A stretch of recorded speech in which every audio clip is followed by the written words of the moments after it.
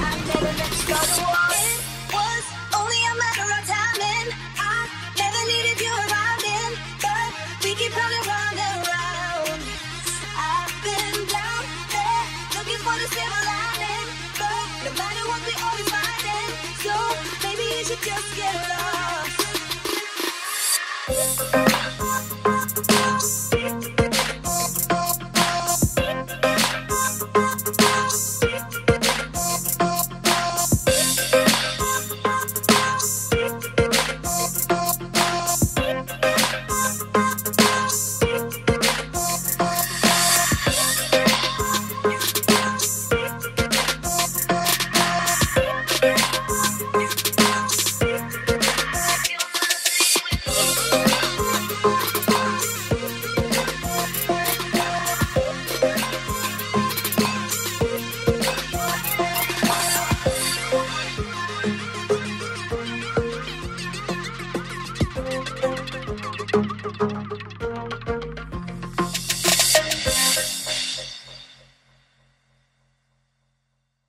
This is definitely one of the more interesting products at the moment. It's called the Gnarbox. This is a backup solution for photographers and videographers, and it allows you to, through your mobile device, edit photographs and edit videos. It was a crowdfunding product. It did very well. I wasn't part of that initial crowdfunding. I got the product later. But as I've seen new firmware updates come through and new implementations of the product, particularly with the new iOS on Apple, this really is a game changer, or at least it is for me, and I'm hoping there are others out there who now see the potential it brings.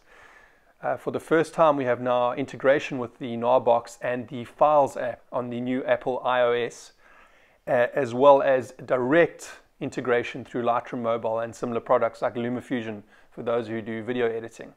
What that means is I can import from the Gnarbox onto my iPad using the file system and copy directly into Lightroom Mobile and export back into the Gnarbox. So no more having to copy into Photos and then taking across into Lightroom and then making double copies of this and double copies of that, and then having to battle to export, and you can't export to something external, and you've got to get home to your desktop, and then you've got to be able to sync it with Lightroom Mobile. I never actually enjoyed that implementation of Lightroom Mobile. I was never a huge fan because of the limitations of data. I live in Africa, I'm in South Africa. We don't have easy implementation of these things, of just having an online Wi-Fi connection that allows us to do huge amounts of data. So to be able to do edit from start to finish on an iPad Pro is huge, and I'm really, really excited about it. These new features are now available in both Lightroom Mobile and Gnarbox. There are some limitations with the new Files app in iOS 11. That being that you can only import one image at a time directly from Gnarbox, either onto your iPad or into Lightroom Mobile, or onto your phone for that matter. I have spoken to the people at Gnarbox, and they said that they have raised this with Adobe and Apple, and apparently they are working on it, that you will be able to select all, or at least select more than one image to import into any of the programs. So hopefully they implement that soon. I'm a recent purchaser of the new iPad Pro 12.9 inch, and the reason why I purchased this product is in hope that this could be my main editing tool while I'm away from the office. There's a lot of projects I do every year where I'm out and about and have to edit away from my office, but not only that, it's not a case of me getting back to my office and finishing the product or the project. I actually have to hand over photos to my client while on set, while on location, while wherever I am. So that's why the iPad was never a tool that people could consider, and I know people are listening to this video going, there's no ways you can do that. And if you just hear me out, I can maybe give you a few ideas, at least the things that I've been thinking of the last few months in this transition. And then maybe you can also comment in the section, give me advice, and as a community we can really get to the best solution for this product, because I do truly believe this is so exciting for photographers and videographers to be able to move away from heavier devices, big devices, make life a lot easier. The iPad Pro obviously comes at a premium price. But if you look at the cost of the new MacBook Pros, which is where I've come from, they're exorbitant, particularly where I live, with the way our taxes work and import duty and our exchange rate. It's just astronomical to look at getting a MacBook Pro. My MacBook Pro served me so well, incredibly well. I've really got to take my hat off to Apple. They made an incredibly robust product, and that thing's been through the war and back, and it's served me incredibly well. I just am not prepared to now move into a new MacBook Pro and pay the premium price that it is, when there's a possibility I might be able to use the biggest 12.9 iPad Pro. Not only does the Gnarbox work with both the phone and any other mobile device, from across the board, from iOS to Android or whatever it might be, it's also a device that can be used just to back up while you're on shoot. So those who are looking just to have a backup device, it's very cool. And the reason why it's different to the other backup devices is because it has a built-in CPU. So like Western Digital and Seagate, I think, offer wireless hard drives. They're very cool, apparently. I've never used them. Very handy. But you're relying on the processing power of the mobile device to preview, to render, to watch any footage that you've got. And that can be quite tricky. Where if I take up my mobile phone and I put in my SD card here, one of the photos I've taken, or I want to look at some drone footage, or I want to look at some video that was taken, this does the processing work through my phone and makes that way easier than before. So those who are not looking to implement this with some mobile device and use it as sort of an editing product on the go, this is a backup device. It's very handy, and it also previews any of the most common RAW files. I think they've pretty much covered I haven't gone and looked at the full list, but they've certainly covered all the main manufacturers, including Fujifilm, even the new medium format Fujifilm. You can preview the images on this. Just a quick run through of what the product offers. It is a 128 gigabyte SSD drive. It's dustproof, shockproof, waterproof, so really handy to have those features. It has two doors that are sealed, that nice and firm to open, so you know that it definitely keeps the dust and water out of there. Offers numerous ports. It has SSD port, it has a micro SSD, it has USB 3, it has USB 2, and then it has the charging cable port, which doubles up as the cable that you would use if you were wanting to read this on a desktop or a PC as an ordinary drive. Quite nice is that because you're charging through USB, like a lot of other products, you can use these mobile chargers. So while out and about, you want to extend the usage of this, you can bring in one of those devices to charge it. They say it gives you around about 4 hours of charge. I haven't really got to use it for that extended period of time. I notice when I am viewing images, doing a lot of previewing, a lot of watching video, that goes down quite quick, so I'm not quite sure you'll get that much. Just to mention as well that the connection that is made between the mobile device and the Gnarbox is a Wi-Fi connection. And with that connecting wirelessly through the Wi-Fi connection, if you were looking to use data for any other things while you're using the app, you would have to then resort to your cellular data while using it. So on both the iPad and the iPhone, obviously with the new iOS 11, you have the file system. And it's very cool because once now connected to the Gnarbox, you actually have a permanent folder that accesses the device directly through the Wi-Fi connection. And it'll show your favorites in a folder. It will show all the items as listed in the Gnarbox will come up in our files. And then you can copy, duplicate, share through the filing system and different apps that are associated with the filing system. So LumaFusion has actually created subfolders within the file system that you can now copy directly from the Gnarbox into that filing system. For example, you can then move the video clips directly in them and then access them directly from LumaFusion, or you can drop things like presets or LUTs into these folders that are generated by LumaFusion directly. So when you open up LumaFusion, you now have those LUTs available to you. And I think this is the way we're moving forward with iOS. This is what they've been talking about, this filing system. You know, initially when you look at it, it wasn't that much to look at. But now, while the new firmware updates are coming through with all the apps from these different products, you're now seeing how the app integrates with the filing system. Where before you would have to plug in an SSD card reader, copy your SSD to the hard drive of the iPad. I have a 512 hard drive, which is the biggest hard drive you can get. Then you import those photos into Lightroom, and what they don't tell you is now Lightroom has created a second copy of the same files. Now if you've dropped 32 gigs of files into Photos, imported into Lightroom, you've effectively doubled your capacity. Then you can obviously do your pick, and then you can delete, but you're still not deleting the ones that are sitting in Photos.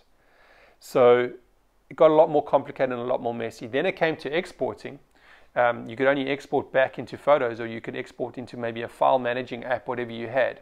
But then to get that edited product, a finished product, onto a USB to hand to a client, onto a hard drive is very difficult. And this is where the trick came in. Also, one thing that's missing off Lightroom, which is I've had to now download another app to be able to do this, is batch rename. Because obviously when you export a finished job into the filing system, it's fine to be able to now save it to your Gnarbox and then onto a USB for your client. But not every client's got the ability to look at files within date order and sequence order. So if you haven't renamed the files in 1 to 100 or whatever the number of files are, it's going to come up in a jumbled order on their system with their camera generated name, not a renamed file. So I downloaded an app called iFiles 2, which allows me now to take those exported finished images and batch rename it to whatever name I want, and then I copy it onto Gnarbox. So really cool. We're now getting to a stage where the iPad and the phone are start job and end job products. They're not just sort of like a midway ground where you've got to go back to something and complete the job. What's really cool about the Gnarbox is when you are doing an export from Lightroom or one of the other products, you don't have to just do it into Gnarbox itself. You can also then do it into an external drive attached to the Gnarbox. So for example, I have an SSD drive that I plug into the USB port, or I use a flash drive like a USB drive, and I'm then able to export directly from one of these programs into either of those drives and hand to my client directly. I'm going to give you a demonstration on how this works. Now, whether you're using an iPhone or any smartphone or a device like an iPad, it's pretty much the same. You just have bigger real estate. So yeah, there's two ways of actually operating this. Obviously, when you power up your Gnarbox, it takes about 20-30 seconds to get going.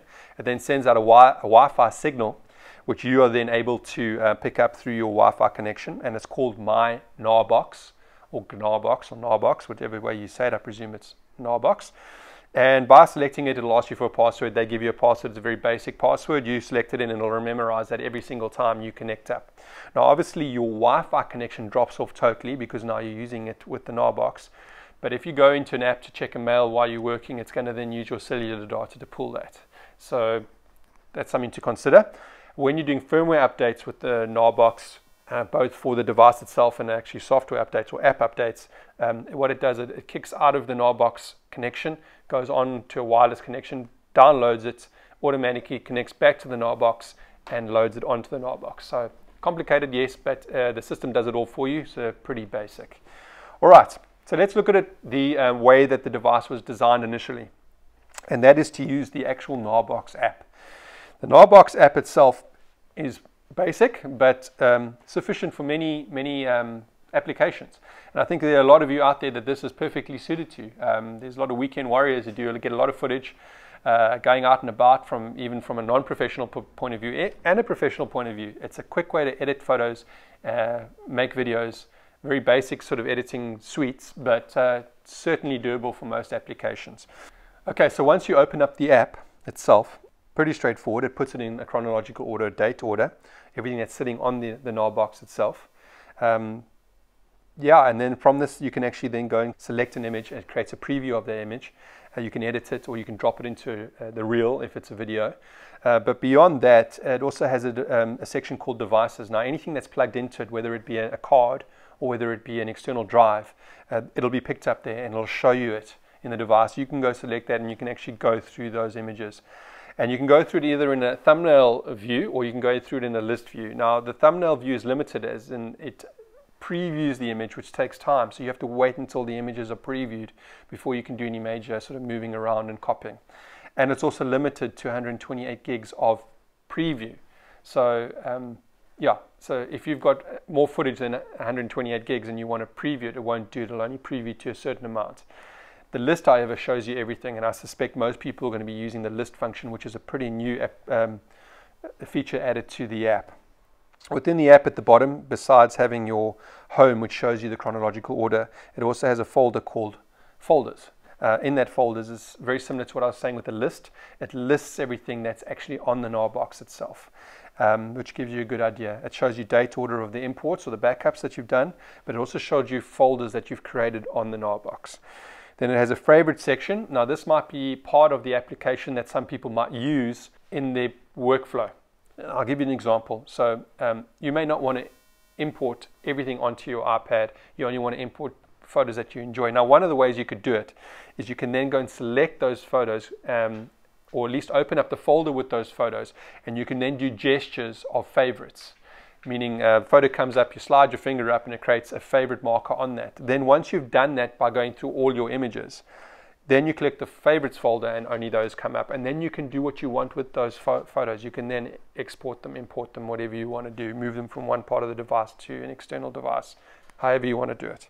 All right, this may not all be necessary now that we have the file system now in the new iOS 11, because everything now is presented in files. So by selecting files, what you'll find in the locations section on the Files app, you're going to have Gnarbox actually sitting there as one of the options, showing an external drive that's connected. When you select that, it actually shows you the folders that are there. It includes the favorites that you've now selected in the other app will actually be represented there. So it is really, really cool that we can now look at an external device through the filing system. On top of that, you now also in the On My iPad location, you have two new folders.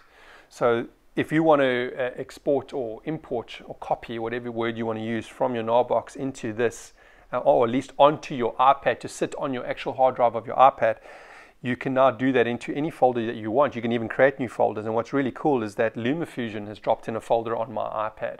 And what it's done within LumaFusion, it is created four folders. One saying projects, which is the project that you work, all the different projects you're working on. User media, which is the footage that you've got. Presets, which are like your LUTs and things like that. And user fonts, and that's all the fonts and stuff. So now you can actually copy in things like LUTs. You can copy in media, videos that you've taken, music, or that into these folders directly. So when you open up LumaFusion, they are there to access straight away, which is really, really cool. Now, obviously, with it being on my iPad, it's actually stored on my iPad. So there are different ways of looking at it, where the Gnarbox location on the side is showing you what's on the actual external drive. Two different ways of looking at it. So the very important update that's just arrived is the Lightroom mobile update. Now, from my perspective, being a photographer, this is huge, because what Lightroom mobile does, and those of you know who've used it before, is that when you import, you have to import from camera roll and camera roll only. And in the past, you would have had to put on a Lightning to SD card reader, stick a card in, save all the images across to photo, then do an import from Lightroom mobile of those pictures or those photographs in Photos. It then makes a duplicate of that and then stores it into Lightroom mobile. Now, that just to me was just a mission, an absolute mission, and you had very little control of your folders, and it could get very, very messy and also take up a lot of your storage space. I mean, this is a 512 gigabyte. This is the biggest iPad you can get. So it gets complicated when you've got multiple projects running. So very cool, newly implemented. You'll notice on the bottom right of the screen, you've got now either the camera to take import from the camera on the device itself, or folders. When you select that, it only offers you the camera roll options, or the folders found in your camera roll. But now by clicking on the three buttons at the top right, it says Add Photos, and in Add Photos, you have two options. You have camera roll or files. So by selecting files, you now get the location folders coming up on the left-hand side, whether it be the ones that are stored on the device itself, which is on my iPad, or directly from Gnarbox. And now you can import directly from Gnarbox to Lightroom without ever having to be stored on here, or at least on a folder on my iPad. And then you export, you can export exactly the same way. That is massive. That is a huge step up for Lightroom Mobile. Obviously, there's still things that need to work on. And I suspect now, looking at the way LumaFusion laid out those four folders I showed you on my iPad, I suspect you're going to start seeing folders there from Lightroom saying user presets, user media, things like that. So now you can drop your presets into there, and then they become available on the app itself. But I mean, that's just speculation, but I can see it moving that direction, because at the moment, if we want to use presets in Lightroom Mobile, you've actually got to put presets on your desktop, for example, on the cloud feature, and then import that photo in, and then just copy whatever you've done to that photo onto the next photo, and that's how you kind of get your presets going. Also, from an export point of view, this is something just to make note of, is that Lightroom only exports in a certain way. It only exports to a low res or a maximum resolution JPEG from your final edited image. You have no way of adding sharpening to the export. You have no way of controlling the size of the file itself, because let's just say you have an 8 gig USB flash drive, and you want to limit the file size to fit all your images on there, you have to do that on export, but Lightroom Mobile doesn't offer that. So there's still a few things that need to be worked out, but huge improvements. I actually downloaded a product called iFiles 2. They're not a great company. I've tried to email them 3 or 4 times. They don't get back to me. So it's not a recommendation, but what the program does is it allows you to do battery names. So what I'm going to do now, instead of exporting my final images straight onto Gnarbox, I'll bring them into iFiles 2. You're able to view it in a chronological order or a sequence. You select them all and you do a battery name, image 1 to whatever image at the end. Then move it onto the device so I can hand my client a finished product with a chronologically numbered, not just a camera generated number, which makes no sense. But this is massive, and please do give me some feedback and comments, because I think this is something we can work together on. And I'm sure there's ideas out there that I haven't thought about, and that could really make this whole process a lot easier. But I hope that this information really inspires people to now look at least mobile devices as a different way of editing.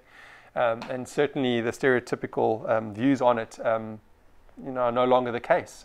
The issues you had with the iPad are no longer there. Thanks for subscribing. Thank you for following me. And yeah, just check out my Instagram. I'll leave my information there. Check out my website to see the work that I do. And yeah, I just appreciate you being here, and I hope I was of some help to you. Take care. God bless.